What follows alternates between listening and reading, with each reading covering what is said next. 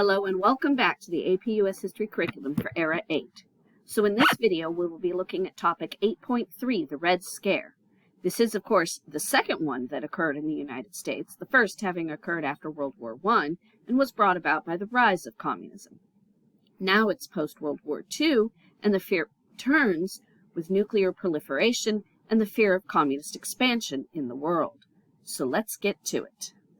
During the Cold War, Truman implemented the Truman Doctrine to counter Soviet influence and initiated extensive security checks on government employees suspected of being subversive, aiming to identify communist infiltrators and showcase his anti-communist stance, since the Republicans were accusing him of being soft on communism.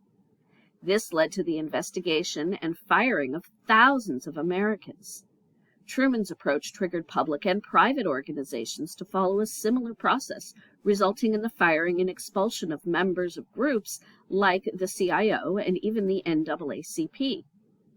Amidst the escalating Cold War and growing domestic unrest, marked by increased strikes, concern arose about the infiltration of communist subversives in the U.S., disrupting the return to peace and possibly spying on government activities.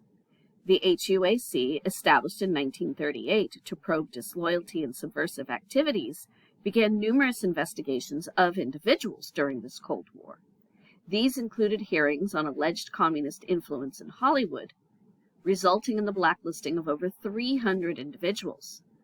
Richard Nixon, then a young California congressman, served on the committee, which also probed alleged communist activities in the State Department, dating back to the wartime conferences. In 1948, the committee called Whittaker Chambers, a former Soviet spy, to testify, revealing the names of several government officials, including Alger Hiss, who was a high-ranking State Department official. He was accused of providing top-secret documents to Chambers, and after a suspicious testimony and subsequent investigations, he was convicted of perjury and imprisoned. But it wasn't just the State Department that was an issue. Once the Soviets developed atomic bombs, the belief was that they had to have had help. And Julius and Ethel Rosenberg became the scapegoats for a Soviet spy ring in the atomic labs. Both were members of the Communist Party, and according to his former handler, Julius was a Soviet spy who provided thousands of classified reports about the weapons the U.S. was developing. Julius had been fired from the lab that employed him when the Army discovered his Communist Party membership in 1945. Ethel's brother, David Greenglass, was working on the Manhattan Project at Los Alamos National Laboratory and was recruited as a spy by Julius.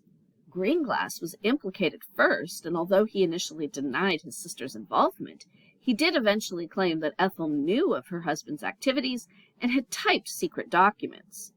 The trial of the Rosenbergs, though, began in March of 1951.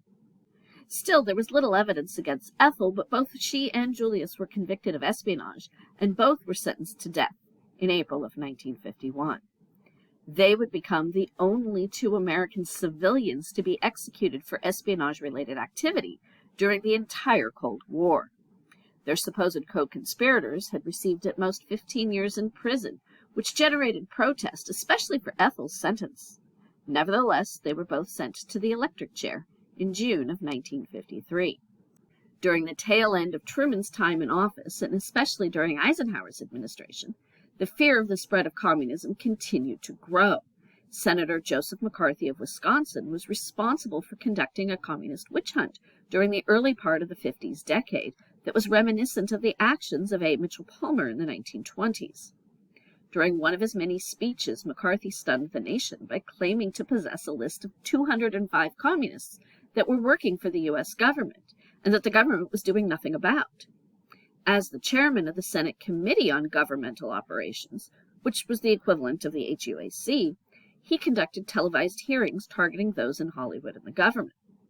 McCarthy branded mainly Democrats as traitors, so most Republicans did little to stop him, and despite no evidence, many government employees lost their jobs. By early 1954, McCarthy had come to believe that he was the country's only hope to stop the spread of communism.